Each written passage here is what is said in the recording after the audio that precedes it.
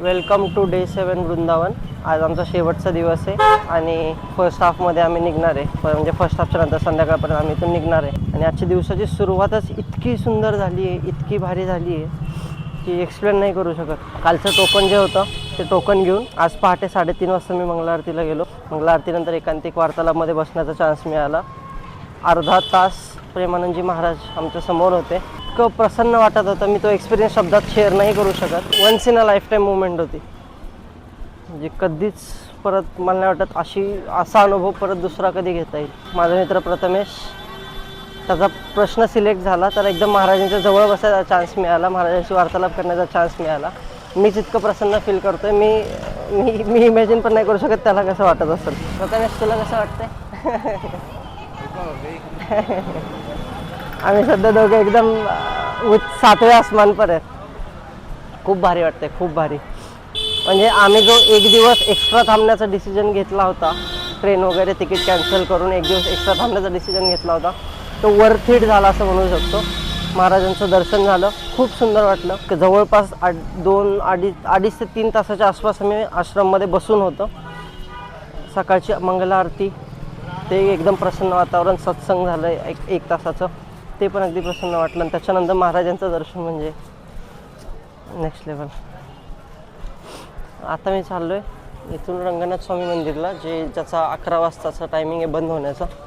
तर पहिलं रंगनाथ स्वामी मंदिर करून मग यमुना स्नानला येण्याचा प्लॅन आहे. आता सगळ्यात पहिलं आपण रंगनाथ स्वामी मंदिरला जाऊयात. आपण काल संध्याकाळी गेलो होतो तिकडे, बट मंदिर बंद होतं. तर आपण आज मंदिर बंद होण्याच्या आधी दर्शन घेऊया, कारण आपल्याकडं फक्त आजच्या दुपारपर्यंतचा वेळ आहे. आपण आज संध्याकाळी जास्त कुठं फिरू शकणार नाही आहे.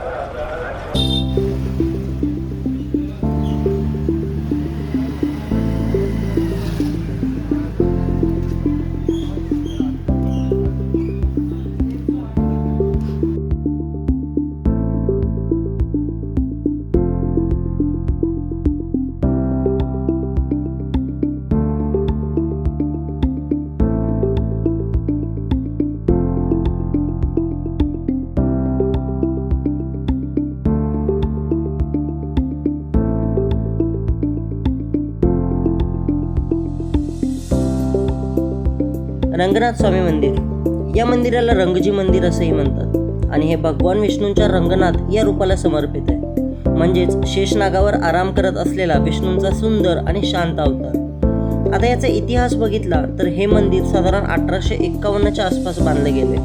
ते मथुरामधल्या श्रीमंत व्यापाऱ्यांनी सेठ गोविंददास आणि सेठ राधाकृष्णदास यांच्या पुढाकाराने बांधलं गेलं. सगळ्यात खास गोष्ट म्हणजे मंदिराचं आर्किटेक्चर. इथे तुम्हाला पूर्णपणे साऊथ इंडियन म्हणजेच द्रविड शैली पाहायला मिळेल. मोठा गोपुरम, सुंदर कोरीव काम, अगदी तमिळनाडूच्या मंदिराची आठवण करून देणार आहे. आणि त्यातच नॉर्थ इंडियन टच ही आहे, म्हणजे एकदम परफेक्ट नॉर्थ आणि साऊथ मिक्स. मंदिराच्या आत भगवान रंगनाथ शेषनागावर झोपलेल्या अवस्थेत आहेत आणि तो दर्शनाचा अनुभव खूपच शांत आणि दिव्य वाटतो.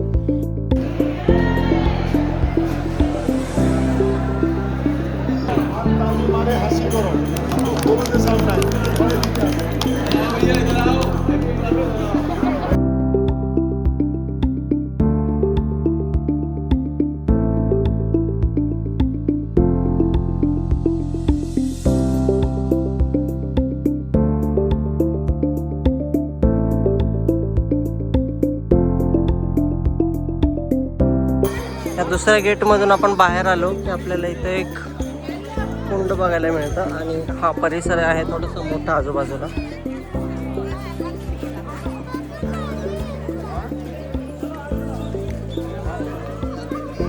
कसं इथे कुंड आहे.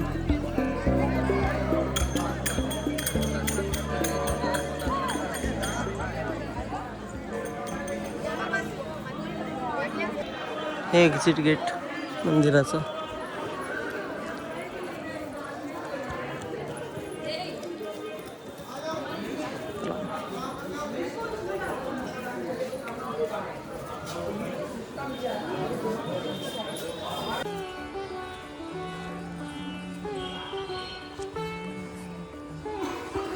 श्री राधा गोपाल मंदिर वृंदावन.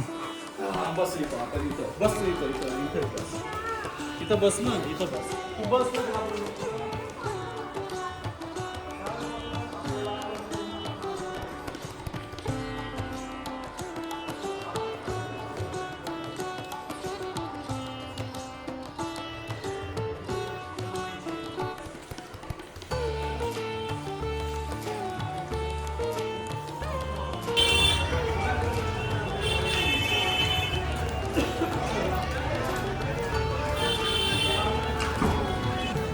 आता मेन डेस्टिनेशन आहे केशी घाट. आपण तिथे यमुना स्नानासाठी चाललो.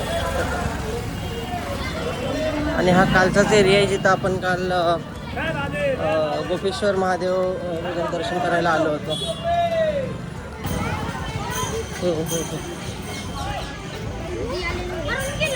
अच्छा.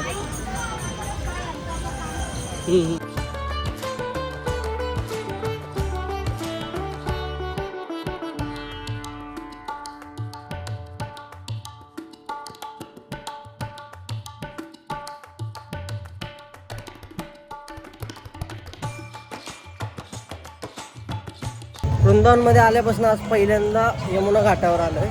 कसलाच वेळ भेटत नव्हता. रोज कुठं ना कुठं अख्खा दिवस जात होता. आज फायनली जायच्या दिवशी चान्स भेटला आहे यमुना घाटावर यायचा. आता आपण यमुना स्नानला जाणार आहे पुढं घाटाजवळ. तिथे प्रॉपर पायऱ्या वगैरे बनवलेल्या आहेत. अशा ठिकाणी जाऊन आपण यमुना स्नान करणार आहे. आता हे दुपारचे 12 नाही 11:30च्या आसपासचा टाईम आहे हा. आज पण काही जास्त सूर्य उगवलेला नाही. जसं 2 दिवस होता एवढ्या 2 दिवसात.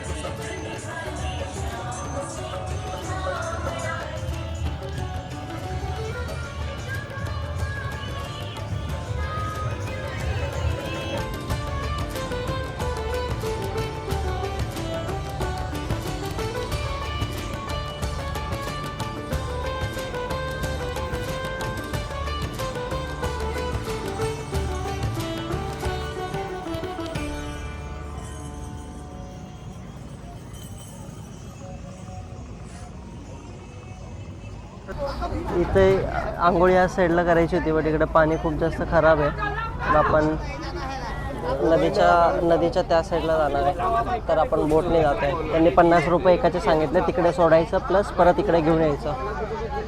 म्हणजे तो म्हणते पारात पण तिकडं चालू आपण काय काय तो त्याला सांगू राहिला नहाणे काय आहे. ठीक आहे आपण उतरून जाऊ. जिथं भेटलं चांगलं करू. परत येऊन जाऊ तिथं. कुठे उतरलं ते सारखंच पडन ते. काय चालत जाता येईल आपल्याला. तर आम्ही पलीकडे जाणार आहे आता त्या साईडला तिकडच्या घाटावरती. तिकडे जाऊन तिथे उतरून आंघोळ करणार. तोपर्यंत बोटवाले आपल्याला परत न्यायला येते. ह्या साईडला प्रॉब्लेम असा आहे की इकडचं सगळ्या नालीचं पाणी इकडं नदीत टाकलेलं आहे. तर पाणी ह्या साईडचं खूप जास्त घाण आहे आणि थोडंसं स्मेल पण येतोय. त्यामुळं त्या साईडचं पाणी थोडंसं चांगलं आहे. तर आता तिकडे चाललोय.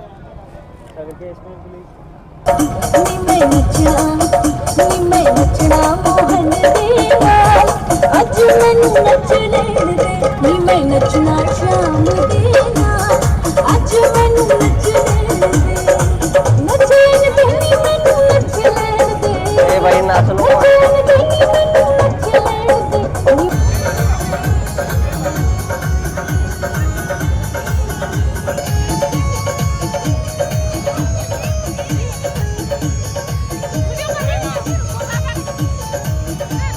काठावर आता आपण उतरलोय तिकडे. आता ही बोट आपल्याला परत नेक्स्ट त्याला त्याच्या पुढच्या राऊंडला न्यायला येईल.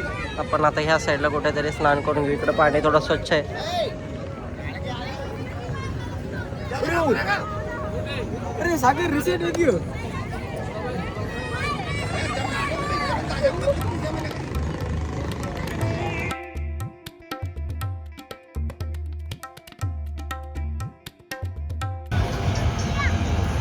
इथे ग्लायडिंग सेंटर पण आहे नदीच्या ह्या साईडला.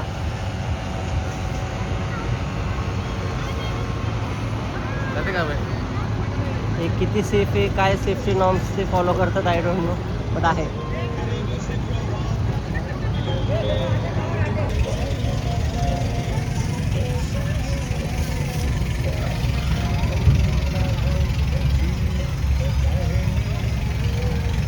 यमुना स्नान झालं. आता आपण इथलं रिटर्न निघतोय परत. ही बोट आली आहे न्यायला. या बोटमधनं आपण आता पलीकडे जातोय. आता पलीकडे गेल्यावर ठरवू की कुठं जायचं. ॲक्च्युली तर ठिकाणं एवढी आहेत की तुम्ही जेवढं फिरत राहाल तेवढं तुम्हाला काही ना काही भेटत जाईल. खूप छोटे छोटे मंदिर आहेत, प्राचीन मंदिर आहेत जे माहीत पण नाही आहेत लोकांना अजून. इथले लोकांना विचारून म्हणजे इथं पण फिरू शकतात. खूप जास्त फिरण्यासाठी मेन मंदिरं एवढ्या दिवसात होऊन जातात. बट जर तुम्हाला बारीक प्रत्येक गोष्ट फिरायची तर तुम्ही जेवढे दिवस फिराल तेवढे दिवस कमी होतात. आता आपण चाललोय कालीदहला आणि मदन मोहन मंदिरला. कालिदा म्हणजे ते ठिकाण जिथे कालियामर्दनच्या वेळी श्रीकृष्णाने नदीमध्ये उडी मारली होती असं ठिकाण. आणि मदन मोहन मंदिर एकदम जवळजवळचे प्लेसेस आहेत. मदन मोहन मंदिर पण चांगलं उंच मोठं असं मंदिर आहे त्याच्याच बाजूला. आपण तिकडे चाललोय आता.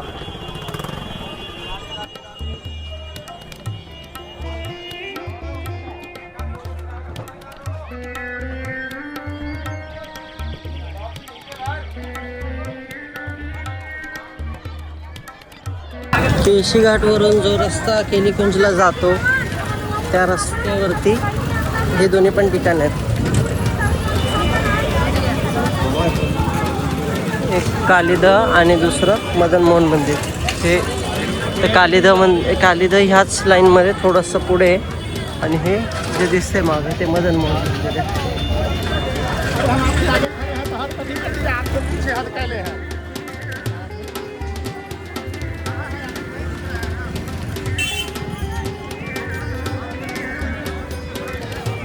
हा जो रोड आहे हा वृंदावन परिक्रमा रोड आहे. त्या रोडवरून पण रोज बरेच साधू वगैरे या रोडने वृंदावन परिक्रमा करतात. इकडे खूप जण तुम्हाला दंडवत घालताना दिसतील. दंडवत परिक्रमा असते खूप जणांची इकडे. हे आहे हे मदन मोहन मंदिर. त्याला एंट्री तिकडून पुढून आहे. थोडंसं वरती जाऊन चढायचं आहे त्याला.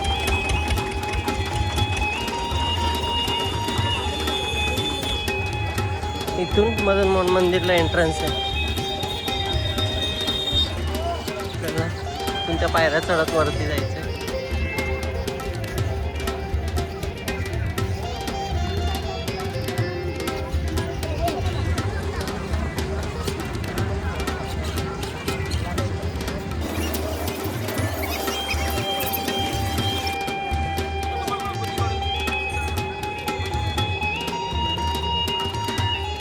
मंदिराचं काम चालू आहे थोडंसं.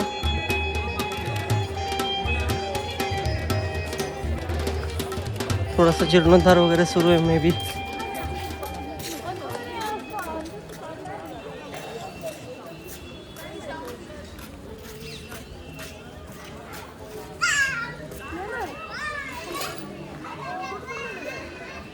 Scientific conservation work in progress.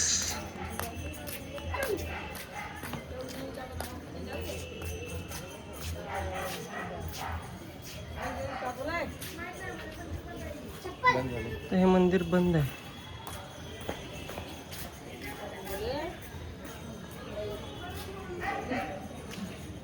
मंदिराचं स्ट्रक्चर बरंच उंच आणि ह्यूज आहे.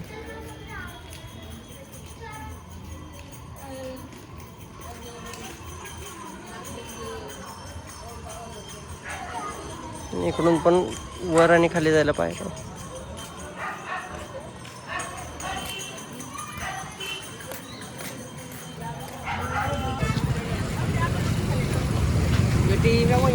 आता आपण चाललोय कालिदाला, जिथं कालियामर्दन करण्यासाठी श्रीकृष्णांनी नदीमध्ये उडी घेतली होती त्या ठिकाणी.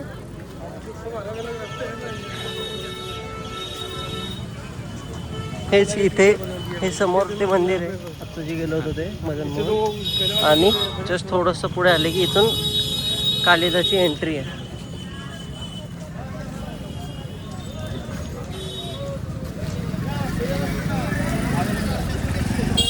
जाऊ ना. तर या गेटमधून आत आलो आहे आपण आणि इथे आलो आहे. तर हे ॲक्च्युली आधी नदीचं पात्र होतं, कारण हे जे स्ट्रक्चर दिसतंय तुम्हाला हे पूर्ण नदीच्या घाटासारखं स्ट्रक्चर आहे. आणि नदी इथून ह्या साईडला थोडीशी पुढे आहे अजून. तर हे जे झाड दिसतंय समोर, तर हे कदंब वृक्ष आहे. म्हणतात की ह्या झाडावरून श्रीकृष्णांनी नदीमध्ये उडी मारली होती कालियामर्दनाच्या वेळी. तर हे ते झाड आहे.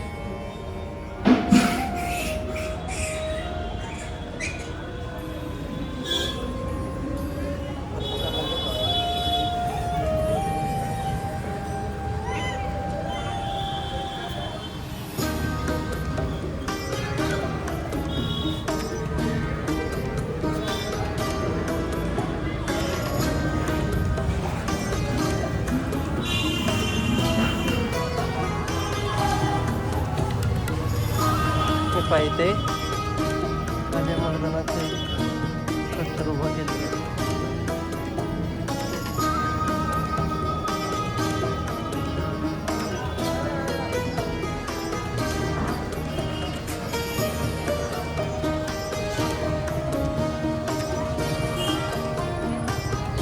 तर हा होता वृंदावनमधील माझा शेवटचा दिवस.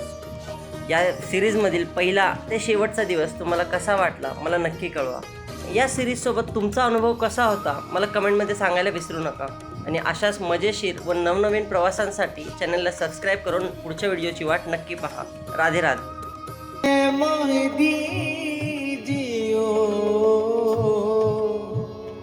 प्यारी श्री वृंदावन